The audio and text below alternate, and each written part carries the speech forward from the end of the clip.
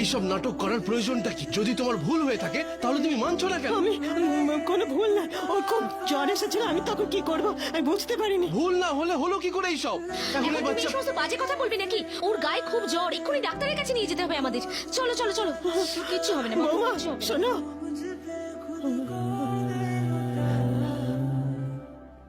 মা তাড়াতাড়ি চা দাও, আমার লেট হয়ে যাচ্ছে। হ্যাঁ বাবা আনছি।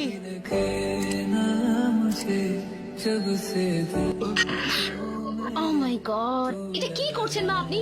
সরি। মা দেখে হাঁটাচলা করো না কেন? চশমা কোথায় তোমার? ও রাত্রিবেলা চশমা ভেঙে গেছে। আমি বাইরে চা খেয়ে নেবো। না না, তুই জল খাবার খা, আমি এর মধ্যে চা করে আনছি। আমি বলছি তোমাকে তাড়াতাড়ি ওনার চশমাটা বানিয়ে দাও তুমি, তা না হলে এক এক করে ঘরের সমস্ত জিনিসপত্র ভেঙে ফেলবেন উনি। যে বান্টিকেই হয়তো ভুলভাল কিছু খাইয়ে দিলেন, তখন তো আমাদের আর কিছু করার থাকবে না।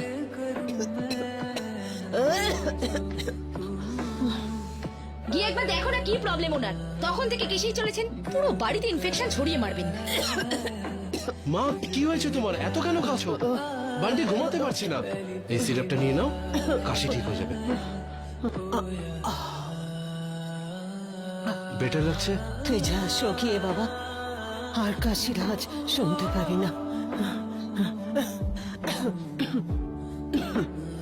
মা টিফিন।